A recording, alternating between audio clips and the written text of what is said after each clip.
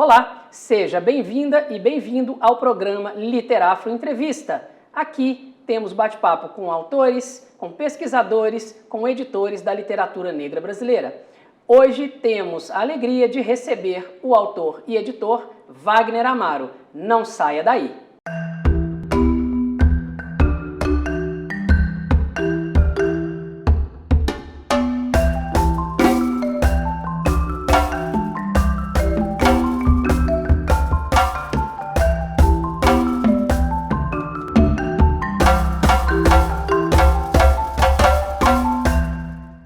Nascido no Rio de Janeiro em 1977, Wagner Amaro formou-se em biblioteconomia pela Unirio, onde também realizou o mestrado. Cursou também especialização em gestão cultural. Atualmente realiza doutorado na PUC do Rio, onde desenvolve trabalhos voltados ao campo da literatura, da leitura, da edição e da diversidade cultural. Wagner Amaro, é um prazer recebê-lo aqui no Literafro Entrevista. Oi, Luiz. Agradeço o convite. Para mim é uma alegria poder estar aqui falando sobre o meu livro e sobre a editora Malê. Seja bem-vindo. Wagner Amaro também é fundador e mantenedor da editora Malê, casa que tem se responsabilizado pela publicação de autores negros brasileiros e estrangeiros. Wagner também atua como editor. É o principal editor da revista Maim, voltada exclusivamente para os estudos literários. Wagner Amaro também trabalha como organizador de obras voltadas principalmente ao público jovem. No ano de 2018, Wagner publicou o livro Eles, pela editora Malê.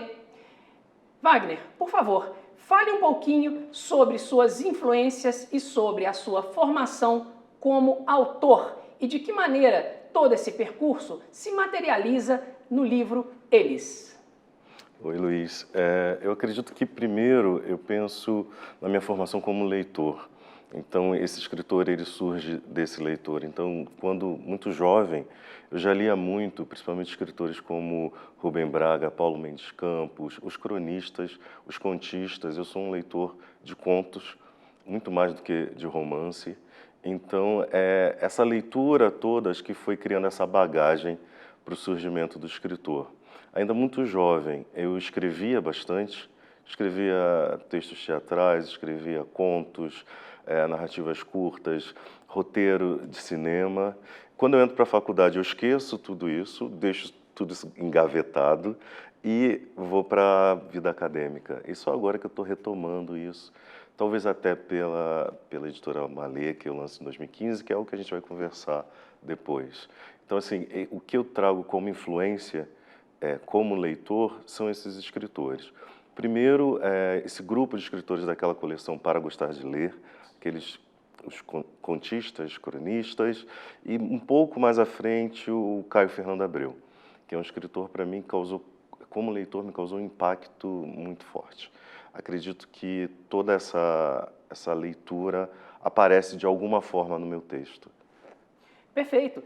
Agora, falando especificamente sobre o livro Eles, um belo livro de contos e que traz um perfil, um panorama de masculinidades. E eu arriscaria dizer que essas masculinidades todas parecem em tensionamento com o universo feminino. Você julga que é um projeto estético do livro? Fale um pouquinho sobre o projeto estético e dessas masculinidades contidas no livro Eles. Eu começo a pensar o livro, eu começo a pensar a questão da masculinidade ainda muito jovem, por ter um perfil de consumo cultural muito diferente do perfil do meu irmão, dos meus primos, enfim, as pessoas com quem eu cresci. Então, se eles estavam muito interessados num determinado tipo de música, eu estava interessado em um tipo de música mais antigo, por exemplo. A própria leitura, a literatura, tudo isso não passava muito pelo universo deles. E naquele momento, eu estou falando do início da década de 80, meados da década de 80, ter esse perfil cultural estava fora dessa caixinha da masculinidade, ou seja, ser masculino também para aquele jovem pobre, para aqueles jovens pobres, significava estudar pouco, ter uma vida muito mais na rua do que dentro de casa, uma série de características das quais eu não me encaixava. Então eu começo a pensar nessa questão da masculinidade, acho que nesse início. E depois, já como adulto, eu continuo refletindo sobre isso. O que eu acho que eu consegui compreender é que há uma encenação dessa masculinidade, quer dizer, como ela é construída socialmente, então a gente entende como deve ser esse ser masculino, e a gente vai encenando isso, mas nunca você completa essa ideia de fato de masculino. Então, conversando sobre isso com um grande amigo, eu tive a ideia de escrever um livro que pudesse, de fato, tratar dessa diversidade. Então, o livro, ele é o oposto dessa ideia hegemônica e única do que seria ser masculino. Então, no livro eu abordo masculinidades, isso já é interessante. Eu já digo que essa ideia de masculinidade, ela não é exclusiva do homem hétero, então você pode ter uma mulher que tenha traços de masculinidade. E também eu vou dizer no livro justamente os impactos que o ser humano pode ter quando ele não se enquadra nesse padrão. Que impactos podem ser esses? Por exemplo, algo que é fortíssimo, que é a repressão emocional. Então, assim, nós somos criados para não falar sobre os nossos sentimentos, não falar sobre nossas fragilidades. Que impacto isso pode causar na formação, na construção da identidade do homem? Talvez isso seja um tema transversal de todo o livro. A incapacidade de falar, ou quando há até a capacidade de falar, mas uma impossibilidade de falar pelo meio em que se vive. Falar sobre fragilidade, sobre sentimento, sobre emoção, é um tema um pouco central do livro. Então, eu acho que talvez não esteja relacionado homem e mulher, e sim o homem com ele mesmo. Esse embate que tem entre o que se é naturalmente, ou seja, um ser humano com toda a sua complexidade, com toda a sua fragilidade, e o que se espera desse homem que assume esse lugar masculino. Agora, um conjunto de masculinidades bastante presente no livro Eles é aquele que envolve as masculinidades negras brasileiras. Fale um pouquinho sobre esse tema dentro do livro, porque me parece bastante presente, bastante forte, e talvez seja um dos diversos pontos realmente altos do livro. Sim, primeiro, eu acho que é algo que eu entendia como uma lacuna na literatura. Eu acho que, principalmente a literatura contemporânea, ela aborda pouco esse personagem, que é o homem negro da nossa vida atual, né? Os personagens normalmente são homens brancos. Então, isso entra como um projeto do livro, né? Retratar e representar esse homem negro, e essa criança negra também. Além de ser um projeto do livro, eu não tenho como falar sobre isso sem tocar num tema que eu acho que também é central na nossa sociedade, que é o racismo. Então, alguns personagens eles vão ter esse impacto, né, que o racismo causa na vida das pessoas, ao ponto de moldar certos destinos. Então, alguns personagens eles trazem essa marca. Agora, nem todos os personagens foram pensados como personagens negros. E é interessante a questão da recepção, porque eu recebo como retorno como se todos os personagens de fato fossem negros. E o que não é verdade. O que não, já não sei se é ou se não é. Inicialmente eu não pensei como personagem. O primeiro conto do livro é um casal homossexual de senhores. Sim. Eu não imaginei esses senhores negros, mas de tanto ter o retorno dos leitores, que é um casal de senhores negros, eu estou começando a repensar isso, e que talvez seja, sim, um casal de senhores negros. Agora, é curioso você falar exatamente nesse retorno que a recepção dá, e isso tem tudo a ver com a próxima pergunta, que é um pouco mais teórica.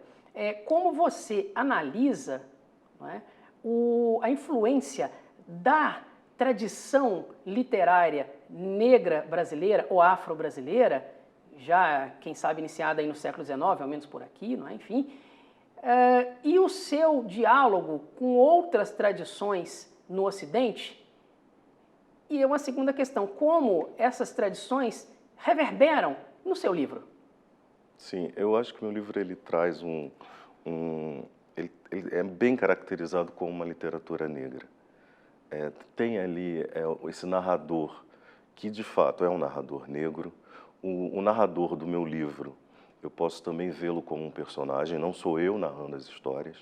E esse narrador é um narrador negro que traz a sua visão de mundo de um homem negro. Então é como se eu tivesse criado um outro para narrar essas histórias. Eu acho que isso já é uma característica forte de uma literatura negra. Outra questão é a possibilidade de apresentar as subjetividades desses personagens. Então, são personagens negros que sentem, são personagens negros que possuem um discurso, uma consciência, são personagens negros que têm uma estrutura familiar. Então, isso eu acho que também caracteriza bastante como algo de uma literatura negra. E, por fim, eu acho que aparece também na minha literatura, em alguns momentos, de forma bastante sutis, também elementos de uma cultura afro-brasileira. Então, há também, remete um pouco também à África. Eu acho que talvez sejam essas características mais evidentes no livro, que possa colocá-lo dentro dessa trajetória de uma literatura negra. A gente poderia dizer, então, de um projeto estético e, por que não ideológico, genuinamente negro-brasileiro, no âmbito da sua escrita? Sim, eu acredito que é um projeto ideológico, é um projeto político, é dar voz a esses personagens. Qual outro livro que a gente pode citar? Quer dizer, quais são os outros livros, até existem alguns outros, que a gente consegue citar com todos os personagens sendo construídos a partir da visão de um narrador negro. Eu acho que são poucos. Então, há uma questão política aí, até mesmo de transformar o personagem branco, e ele aparece, e de forma até muito evidente no livro, em alguns momentos, mas esse personagem ele é descrito como branco. Então, há uma força aí em você transformar o branco dentro dessa literatura, finalmente como outro, e não o que tradicionalmente a literatura brasileira nos dá, que é o negro como outro, o indígena como outro. Então, no meu livro, o branco que é o outro. Esse é um movimento interessante porque diz respeito também a um segundo movimento, que é o movimento editorial. Não é? Se pegarmos, por exemplo, trabalhos como Literatura Brasileira, um Território Contestado, de Regina Dal Castanho, nós temos lá todo um perfilamento da literatura contemporânea brasileira, sobretudo se pensarmos no recorte ali estabelecido pela autora, que coloca nessa posição de um o personagem branco, o narrador branco, e de outro o personagem negro, o narrador negro. E é justamente o inverso que você faz na sua literatura e, sem dúvida alguma, é o que a literatura afro-brasileira também o faz, né? A gente vê uma filiação. Agora, eu penso que isso, Wagner, só é possível no âmbito das editoras negras, as quais eu costumo chamar de quilombos editoriais. E você também atua como um editor, você é o fundador, mantenedor da editora Malê. E aí eu te pergunto, por que criar a editora Malê? Por que manter a editora Malê?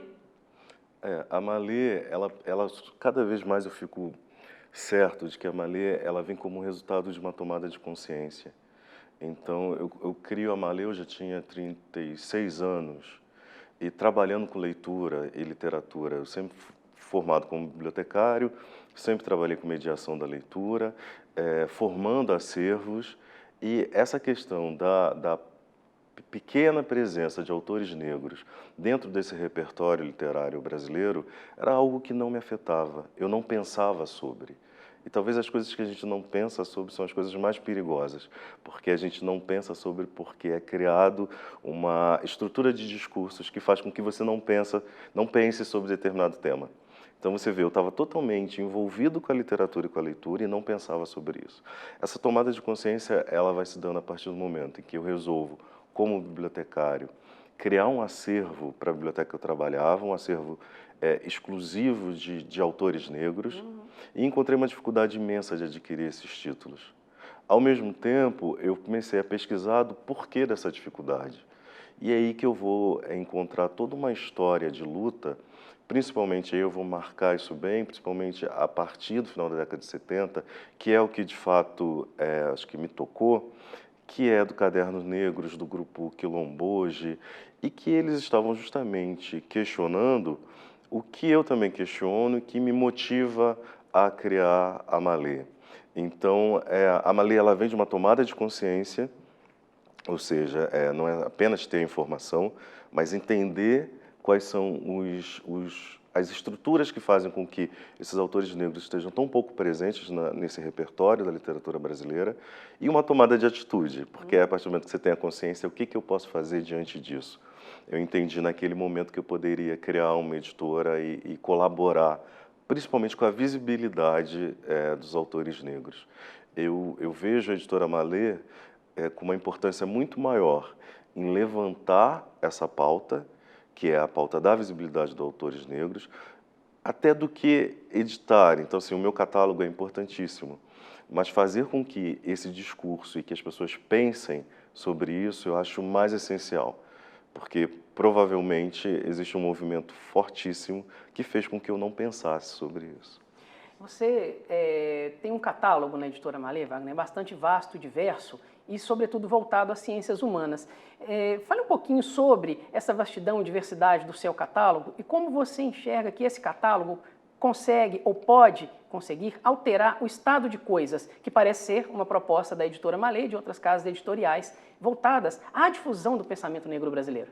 Quando eu comecei a planejar a editora, era um período que eu estava estudando bastante sobre políticas públicas no mestrado em biblioteconomia. E eu tive a possibilidade de estruturar a editora como um planejamento de uma política pública, embora venha de uma empresa privada.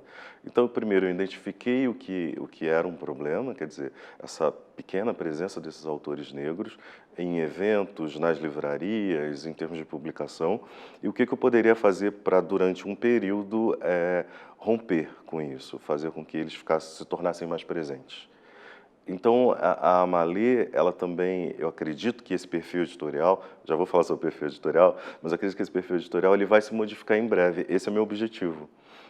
Eu gostaria de, pelo menos daqui a 5 anos, não precisar falar que há uma necessidade de existir uma editora que prioriza autores negros, porque a literatura brasileira já vai estar tão diversificada, tão democratizada, né, a possibilidade de vozes se colocarem a partir das suas publicações, que isso não vai ser mais necessário.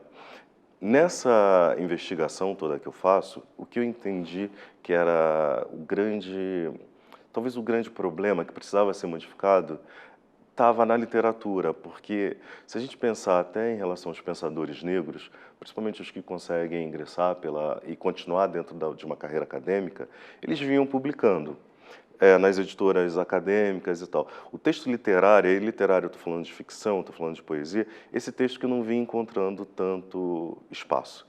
Então, o perfil editorial foi criado pensando inicialmente em priorizar literatura. O Prêmio Malê de Literatura passa por aí, pela revelação de jovens talentos e pela oportunidade de colocar em circulação novas e já consagradas vozes? Sim, passa por aí, passa sim, e porque o que eu identifiquei? Existia um grupo forte de escritores e já com uma carreira de muito tempo formando leitores, como a Conceição Evaristo, o Cuti, a Esmeralda Ribeiro, a Miriam Alves. Esses escritores eles já tinham uma carreira e o que eu pretendia era dar mais visibilidade ao que eles produziam, até pela qualidade do que eles produziam. Mas eu queria também que surgissem novos escritores, que eu pudesse estimular a formação de novos escritores negros. E o Prêmio Malê surge a partir daí. Então, um prêmio voltado para jovens escritores. Já na primeira edição, eu recebi 180 textos do Brasil todo. Então, por aí você entende que já havia uma demanda, pessoas produzindo e querendo mostrar seus textos. E a cada edição eu publico uma coletânea com 10 textos dos autores finalistas do prêmio, né? Olha, é um trabalho hercúleo, mas que vale a pena, não é? Então, a partir do trabalho realizado com esses autores, o que podemos perceber é todo um desejo de inserção, em definitivo, desses autores no campo literário. Hoje, por exemplo, eu já tenho autores que venceram a primeira edição do prêmio e que já estão publicando suas obras individuais. Olha. E aí eu entendo que, de fato, o ciclo desse incentivo, pelo menos, ele se fecha. Eu consegui estimular alguém a se tornar um escritor profissional. Sim, eu acho que é um trabalho da maior importância, né, pensando que a literatura é um contínuo, né, é um sendo. Então, para se chegar a esse estágio que você disse, quer dizer, de que a literatura talvez não seja adjetivada, bom, talvez o sonho de muitos, por enquanto é preciso algum tipo de adjetivação, algum tipo de estímulo, e o prêmio passa por aí. Bom, discutir literatura tem sido uma de suas principais forças de atuação. Inclusive, nós temos percebido isso por meio da por meio da revista Maim, que é uma revista que se volta exclusivamente, pelo menos é essa a impressão, ela está no primeiro número, né? Exclusivamente a discutir, a debater o campo literário. Fale um pouco da revista Maim, como surgiu, quais são suas propostas, suas intenções e o que virá no que diz respeito à revista Maim. A revista ela vem primeiro com a possibilidade também, dentro desse campo de objetivos da editora Malê, de dar visibilidade para o autor negro. Então é muito bonito que tenha um autor negro na capa, e sempre vai ser assim. A primeira edição, a Elisa Lucinda, que está na capa da revista. Todo o conteúdo da revista ele é de resenhas, entrevistas com autores negros. E ainda fazemos uma compilação de tudo que foi publicado, ela é quadrimestral, em 4 meses. Ela tem uma função para pesquisador, muito forte, mas ela também tem uma função para o livreiro, para o outro editor, para as livrarias, de divulgação desse catálogo. É uma forma de fazer com que pessoas que estejam até um tanto alheias ao que vem sendo produzido da literatura negra conheçam essa literatura e vão em busca para poder conhecer esses autores. Wagner, você também organizou diversos livros, diversas obras voltadas para o público jovem. Você pode falar um pouquinho sobre elas, por favor? Eu começo, talvez assim, a semente inicial da minha vida como editor vem ainda como bibliotecário quando eu começo a organizar publicações. Então, como bibliotecário, como eu já disse aqui, eu trabalhava com mediação da leitura, clubes de leitura. Eu resolvo criar uma publicação que reproduzia a metodologia de um clube de leitura, que é a Machado de Assis por Jovens Leitores. Então, ali os jovens que comentam os contos do Machado.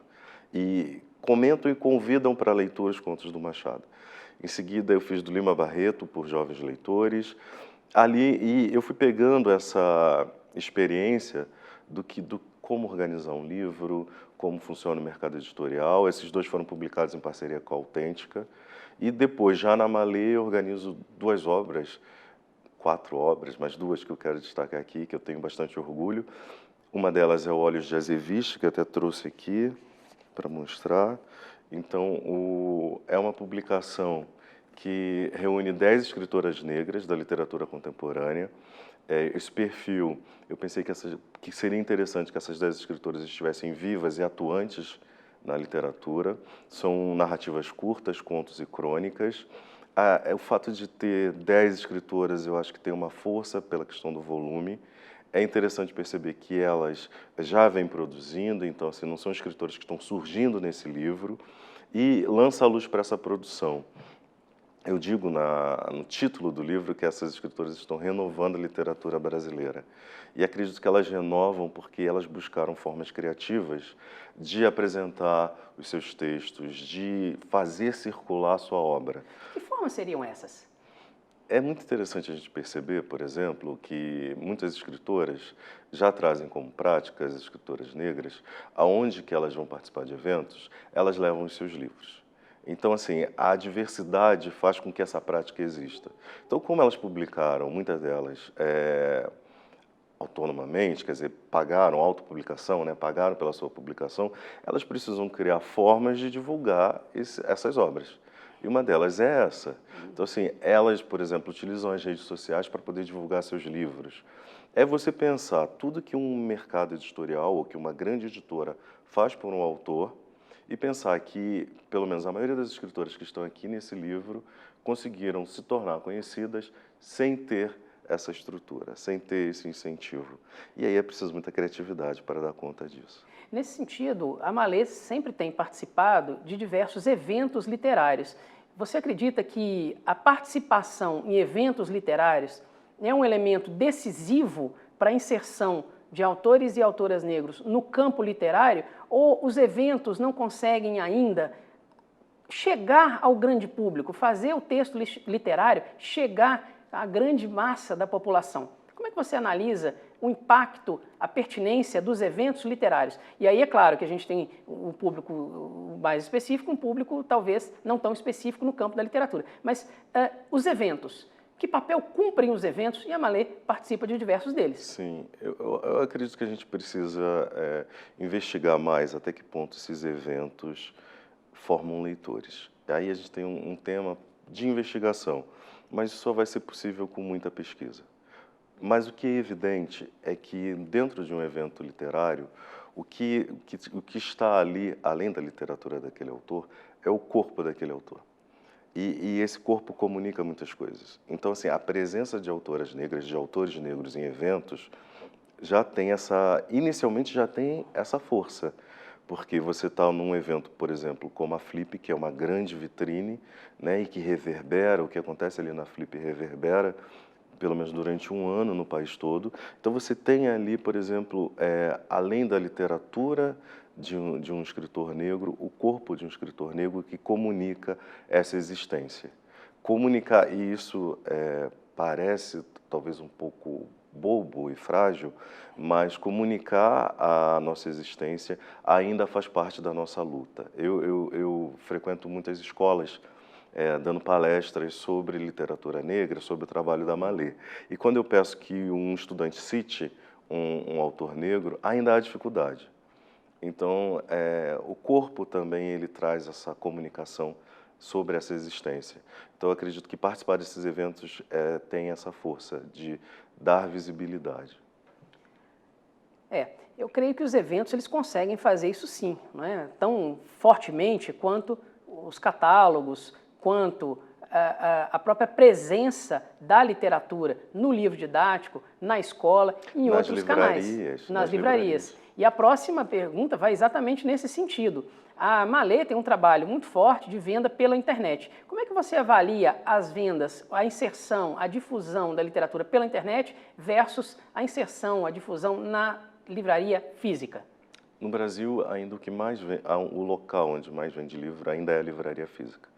Ela ainda se coloca, a livraria que se coloca no mercado ainda está estruturado dessa forma. Então, é importante estar nas livrarias.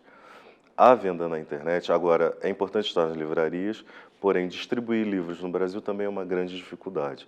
O país é imenso, a gente tem cidades que não têm livrarias, a internet ela acaba facilitando a compra nessas regiões. Assim. Às vezes eu pesquiso, por curiosidade, o endereço de quem está comprando um livro da Malê. E eu vejo, às vezes, num local muito distante. Essa pessoa vive numa cidade que não tem livraria, que não tem biblioteca pública, mas por causa da internet ela está tendo acesso aos nossos livros. Então a internet ela consegue dar dar conta mais abrangente assim dos desejos dos leitores. Bom, fica como um desafio vencermos a distribuição num país continental como é o Brasil. Bom, é isso também, o nosso tempo acabou. Para maiores informações, acesse o site Literafro, www.letras.fmg.br/literafro, acesse o site da TV UFMG e siga as nossas redes sociais. Ficamos por aqui. Muito obrigado, Wagner. Obrigado, Luiz. Muito obrigado a você que nos assiste.